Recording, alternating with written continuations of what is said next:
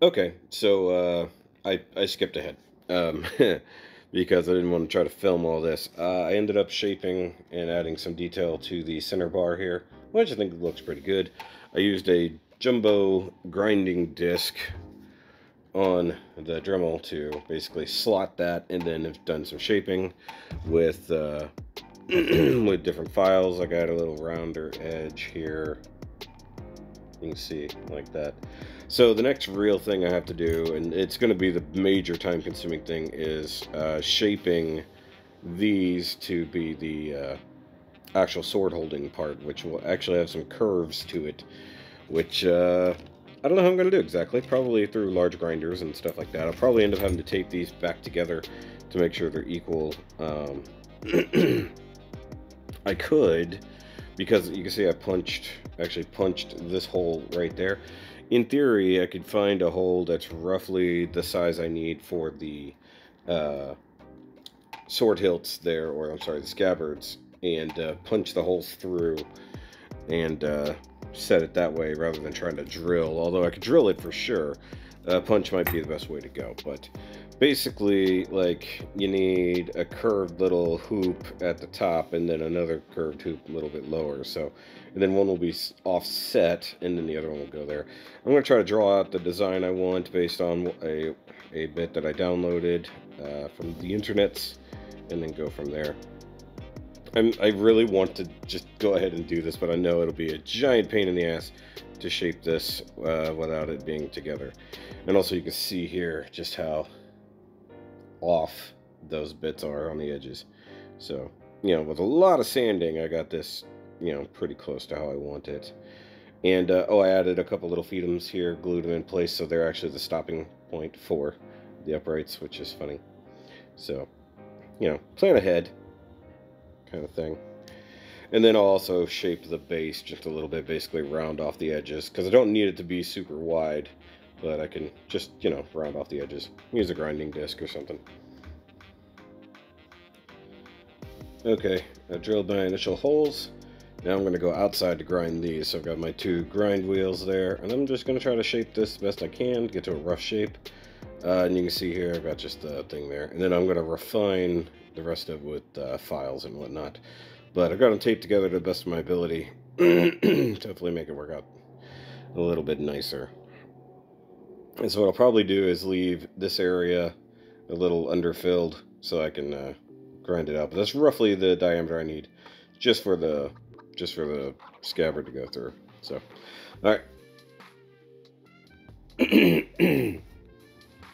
Ugh, super flimmy. Okay, guys, so I made a lot of progress.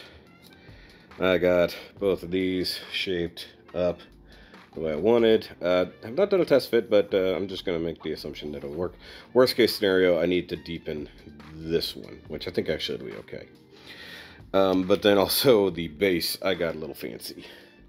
So I shaped it, but then I also added some kind of hammered look there. I added a little bit of some that to kind of smooth it out a little bit, and then I'll hit it with some 800 grit, kind of balance it out. But let's do a dry run here, as it were, since we've not seen it in its completed form as of yet.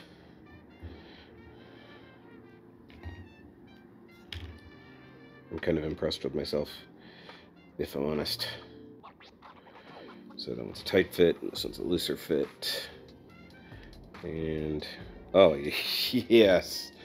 Oh, good lord, look at that. That is gorgeous. That is happy. Even the base works with the rest of the design. That was just a last second, literally a last second decision. I need to sand the edges around here because they're really, really rough from the grinding, but like ultimately that is just beautiful. I guess like actually this needs to sit up, not low, like that. Squeeze these together as best I can. Not perfect, but it's really damn close. And once again, I think I can trim this back just a hair to get this a little more snug. Um, but I mean, for a few hours worth of work, I mean, literally a few. Like, I've only been at this for about 3 hours, if that. I think I started around 8, it's like 11:30. Come back just a little bit more. Like so. That should give me probably as much play as I need.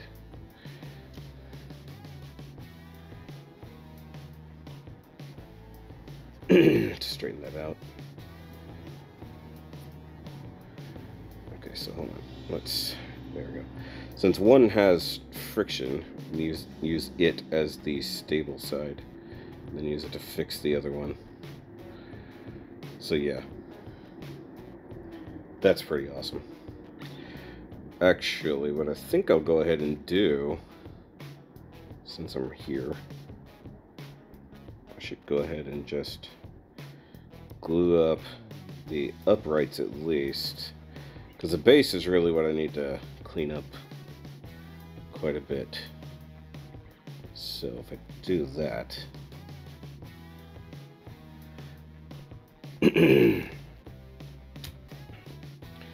so let's just do that then.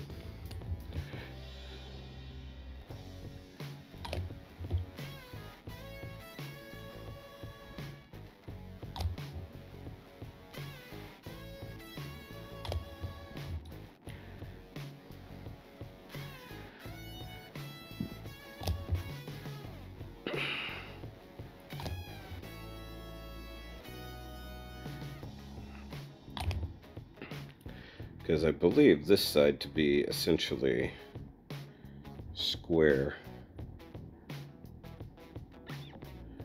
Right about there. Eyeball it. Okay.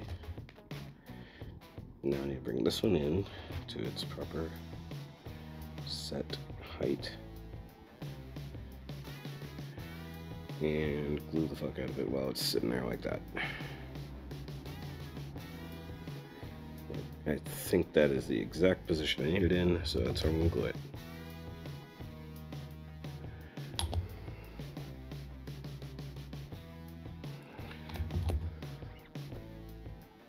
And I will fill in the gaps with sprue goo after the fact.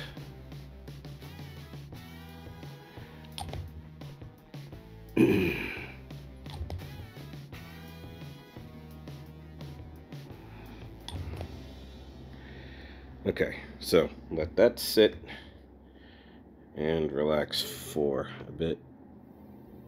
Let that harden up and call it a day. Oof. Alright, so after a little bit of sanding, actually a lot bit of sanding, and a couple coats of primer, that's where we're at. Also kind of cleaned up most of my mess since I'm just at the paint scheme here. So I'm going to let the black primer, as it were, the surfacer, warm up so I can use that. The temperature is actually kind of dropping outside. So gonna do that, let it dry really thoroughly, and then we're gonna hit it with some semi-gloss black. So I also need to take a minute to paint the underside of it. So I'll probably do that before I do the rest of it in black. So alright, so I got the base coat of black and then the top coat of black on there. Looking pretty good. A couple of spots, of course, pop up whenever you do that. But basically, after this, I'm going to let it dry for about 15 minutes. And then I'm going to start doing gold. I'm going to start lining some of the edges with gold. The hammered part's going to be painted gold. I think the inner holes here, gold. Possibly the uprights. I'm not sure. We'll see how far it goes. I'll do the parts I definitely want to do, and then I'll see about the rest. Alright guys, so I put the camera down for a while because the battery was dying. But I did get it primered, I did get the black paint on it, and then went back over it with the gold paint, which took a little bit of effort. And I had to do some cleanup as well, but ultimately, there we go. There it is. I'm gonna pull it forward. Here we go. Came out pretty good. I mean, for a quick project, you know, it's pretty damn decent. I probably should have like taken a little more time to space out the swords a little, you know, get it exact, but it came out okay. You know, I could just adjust it here and there. And I think, like, I set it on there probably while it's still doing its thing.